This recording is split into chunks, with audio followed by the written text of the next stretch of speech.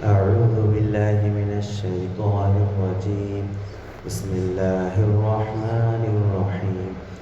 وإذا قيل لهم اتبعوا ما أنزل الله قالوا بل نتبع ما ألفينا عليه آباءنا أولو كان آباؤهم لا يعقلون شيئا ولا يهتدون. یہاں پر اللہ رب العزت اہل کتاب اور مشرکین عرب کی گمراہی کو بیان فرما رہے ہیں. اسی طرح ہر نبی اور رسول کی نافرمان قوم کا یہ جملہ رہا ہے، یہ عمل رہا ہے کہ جب بھی ان کے پاس حق بات آتی اللہ کی جانب سے، حق بات کو تسلیم کرنے کے بجائے وہ یہ کہہ کر حق بات کو جھٹلاتے کہ ہم اپنے آبا و اجداد کو، اپنے باپ دادا کو جو اعمال جو کام کرتے ہوئے ہم لوگوں نے ان کو پایا ہے، ہم بھی وہی کام کریں گے. یہ ہر نبی کی نافرمان قوم کا جملہ ہے. ہر نبی کے فرما بردار قوم کا جملہ کیا ہے؟ ان کا اقرار کیا ہے؟ ہر نبی کے فرما بردار جو قوم ہوتی ہے وہ یہ کہتے ہیں کہ ہم نے سنا اور اطاعت، سمعنا و اطعنا. بتائیے ہمیں اللہ کے احکامات کیا ہیں. تو آبا و اجداد کی تقلید کرنا، ان کے نقش قدم پر چلنا، یہ اسی وقت درست ہو سکتا ہے جب وہ حق پر ہو، جب وہ جاننے والے ہوں، ان کے پاس دین کی سمجھ ہو، علم ہو، وہ سیدھے راستہ بتا سکتے.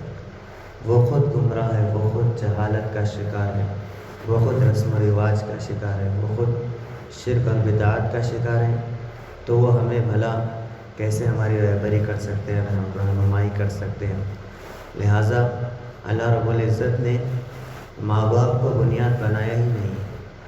حق بات کو سمجھنے کے لیے آسمانی کتاب، آسمانی وحی اور اللہ کے رسول صلی اللہ علیہ وسلم، اسی طرح پچھلی قوموں کے لیے انبیاء جو بھیجے گئے، یہ بنیاد حق اور باطل کو اور گمراہی کو سمجھنے کے لیے کہ اچھا کیا ہے، برا کیا ہے. لہٰذا ہم جو بھی کام کریں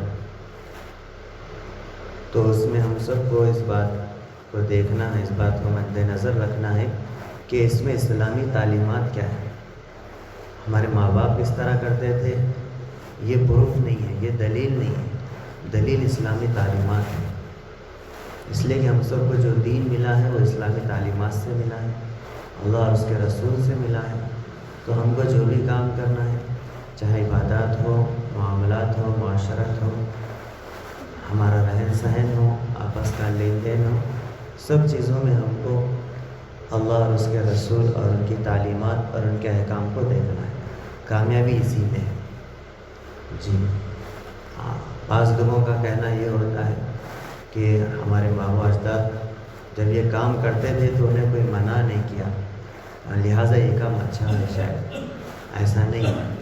کسی کے منع نہ کرنے سے یا یہ خود جا کر حق بات کو نہ پوچھنے سے یہ ثابت نہیں ہوتا کہ ہمارے والدین جو کر رہے ہیں وہ صحیح ہے. یہ لوگ، انہیں کوئی بتایا نہیں ہوگا، یہ نہ بتانے والے کی غلطی ہے، یا یہ خود جا کر حق بات کو پوچھے نہیں ہوں گے، معلوم نہیں کیے ہوں گے.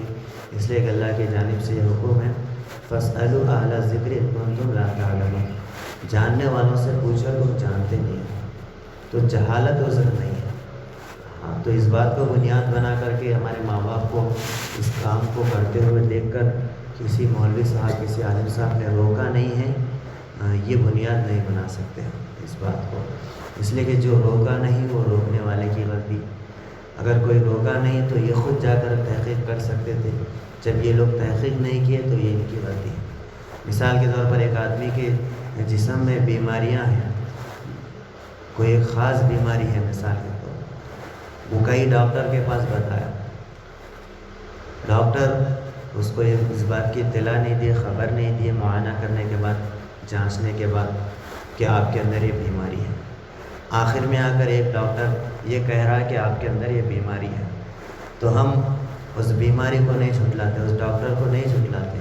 ہم یہ نہیں کہتے کہ میں بچپن سے لے کے اب تک بہت سارے ڈاکٹر کو بتایا، کوئی ڈاکٹر مجھے بتایا نہیں، آپ بتا رہے ہیں لہٰذا میں نہیں مانتا ہوں، میں اس بات کو تسلیم نہیں کرتا. یہ ہم نہیں کہتے، بلکہ ہم اس بات کو مانتے ہیں، ڈاکٹر کی بھی اس کا بھی شکر ادا کرتے ہیں کہ آپ نے اس کی اطلاع کر دی.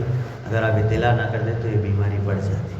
تو اسی طرح ہم کو کوئی عالم صاحب، کوئی امام صاحب، کوئی مفتی صاحب ہم کو کوئی بات بتاتے ہیں تو ہم اسی طرح ان کا شکر ادا کرنا اور اس بات کو تسلیم کرنا، جس طرح ڈاکٹر کے کہنے پر ہم جسمانی بیماری کو تسلیم کرتے ہیں، اس کو دور کرنے کی فکر کرتے ہیں، تو ہمارے اندر بھی پائی جانے والی بیماری اور روحانی بیماری اور برائی کو ہم دور کرنے کی فکر کرنا، یہی عقل مندی ہے، یہی سمجھداری ہے، یہی ہم کو قبول کرنے کا جذبہ ہے.